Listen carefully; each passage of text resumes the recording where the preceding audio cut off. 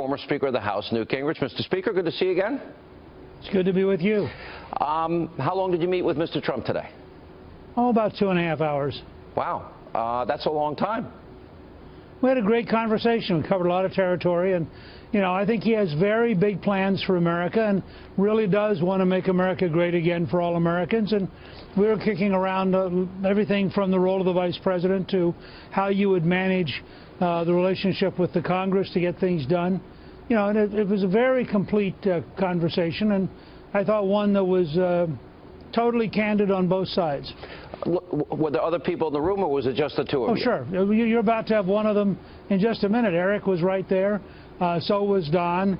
So was Ivanka and Jared, and so was Paul Manafort, who is doing a terrific job holding together this whole campaign and leaning into the convention next week. So that was the core group, and I thought it was, frankly, an honor to be part of that conversation and part of that group. Was it what you expected? Do you walk out of that kind of meeting with a different impression than maybe you had going in?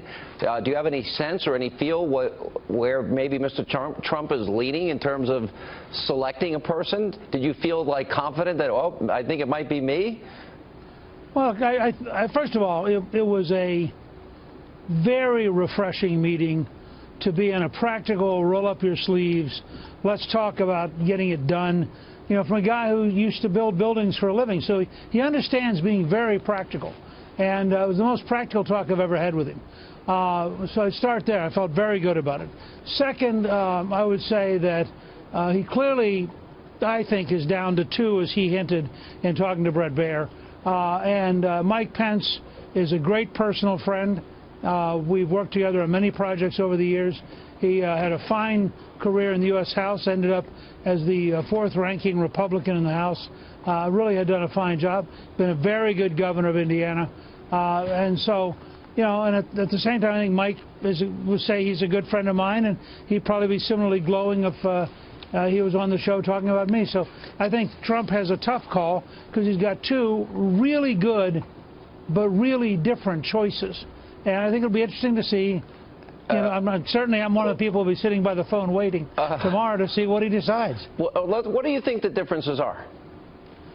Well, I think that Pence has a terrific ability to bring together the regular party and to reach out to many, many people he served with in the House and that he's known through the Republican Governors Association. And I think he would be a very stabilizing force. I think a lot of people who are a little jittery about Donald Trump would feel reassured talking with Pence, and that he could spend a good bit of July and August bringing back the party regulars and getting them inside. In a sense, doing for Trump what George H.W. Bush did for Ronald Reagan in 1980. I think my strength is totally different. I'm an outsider. I'm oriented towards moving the great base of the party, communicating big ideas, doing what you and I are doing, being on television. So I think Trump's got to decide, does he want a second person who's really as effective on television, or does he want somebody who's really good at reaching out on a personal basis to a lot of people who, frankly, Trump may not be able to reach on his own? I think that's a very big decision for him. Did you get the sense that he really hasn't made up his mind? Did you get the sense he was leaning one way or the other? And then maybe that sounds, I would assume if he's meeting Mike Pence and you on the same day, he hasn't made up his mind.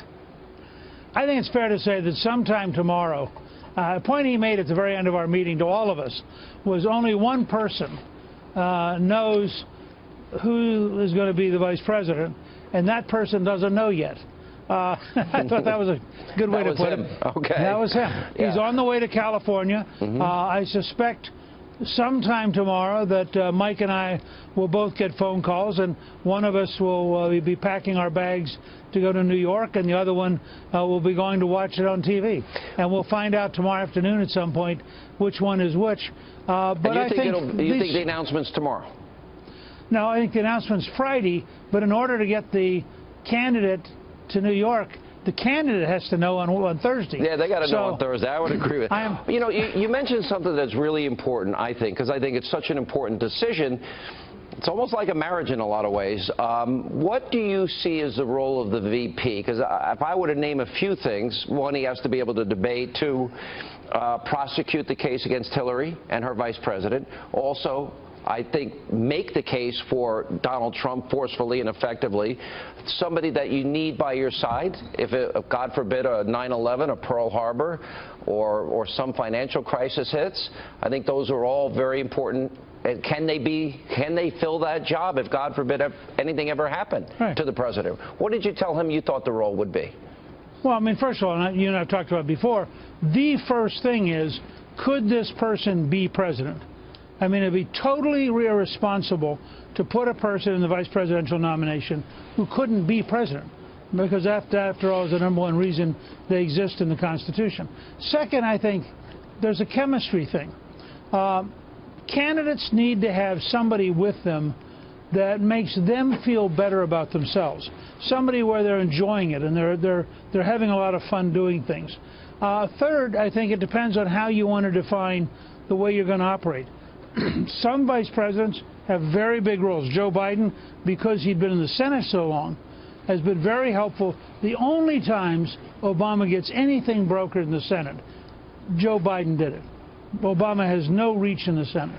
And so, you know, Trump's got to decide in part, not just what do I want from now to Election Day, but what do I want over the next 4 and maybe 8 years. Well, that's the important part. As a working partner. Because, look, if he's going to build a wall, balance a budget, if he's going to send education back to the states, if he's going to put in health care savings accounts, if he's going to fix the VA, build up our military, defeat ISIS, have better relations with our allies and adversaries, and deal with all this, and balance, you know, all of this, we have big challenges. Become energy independent. These are not small issues.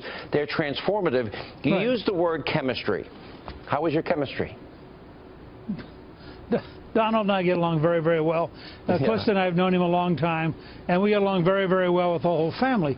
I think also he's got very good chemistry with the Pence family. I think he's been very taken with getting to know Mike and his family better. I think that's a factor here. But also remember, when they brought in A.B. Culverhouse, who's an old pro, and he went through vetting everybody. I mean, to be really fair to Trump, he had a very wide range of people, and I would have to say, this is a little self-serving since I'm probably one of the 2 finalists, but I think on balance, he got down to a circle, reach out a little further beyond Christie and include Sessions and a few others, Jeff Sessions, the senator. These were all first-rate people. This was not a trivial exercise. No, I agree. It's, you know, you mentioned vetting, and I would probably imagine, I mean, look, it was a pretty contentious time, but you got a lot of things done, and I don't think you get things done easily in Washington without stepping on some toes. I would assume probably on paper, Pence maybe vetted a little more clean than you did. I'm just guessing. And then I'm thinking, well, if we were vetting Donald Trump, how would he vet if somebody else was vetting him? And that becomes an interesting question, right? Well, but the nice thing, and A.B. Culverhouse says it very well, for the presidential nominee, the vetters are called the American people. That's right. And if they vet you, you're fine. But for the vice president, you have to have a different standard, because the vice president is not going through the primaries, is not getting that kind of rugged scrutiny. And so it's actually more intense vetting vice presidential candidates than it is vetting the president. Now, the fact is, I don't know if I should say this, but it's so much fun I'm going to. Look, in many ways, Donald Trump is like a pirate. He's outside the normal system. He gets things done. He's bold. He's actually like a figure out of a movie. In a lot of ways, my entire career has been a little bit like a pirate. I've taken on the establishment of both parties. I've been very prepared to fight in the media. One of the really hard questions he's got to weigh on the way to California is, do you really want a 2-pirate ticket, or do you want to take a very solid guy? Do you want a really bold, transformative team that is going to fight hard? No, but in all fairness, you look at what Mike Pence did in the Congress, and then you look at what Mike Pence has done in Indianapolis as governor, building on the extraordinary record of Mitch Daniel. Indiana has a great story to tell, but his style is different than mine. Agreed. And you could make a pretty good argument that with somebody as big and as noisy as Donald Trump, having someone who's a little bit quieter a little bit more. I think you're a little quieter. Traditional. But look, you're making me laugh. That's true. I am a little quieter than Donald Trump. Does it matter that this is an outsider insurgency year? And look at what happened in Great Britain, for example, and leaving the EU. Does that? Well. But remember, there an appetite for that level of boldness? Look, I'm not trying to make the case for Mike, although I think if he came on, he would try to make an equally good case for me. But I will tell you this, Mike was the only member of the senior leadership who spoke at the Tea Party rally in Washington in 2010. Yeah. Now, that was a pretty good commitment towards being an outsider. My only point is this, I think Trump's got, and this is a little self-serving because one of them is me, but I think Trump has two very good people he's looking at in a serious way. I think that he's also looked at Chris Christie and Jeff Sessions and others. But my hunch is he's flying to California thinking about, Gingrich, Pence, Gingrich, and he's doing it right. Yeah. This is the most serious decision he will make during the campaign, and he has been very methodical, very open to advice from a lot of people. But he knows in the end this is Donald Trump's decision. Mr. Speaker, it's historic. It's interesting to get inside a meeting like that. Thank you for sharing that with us. Thank you. We appreciate it.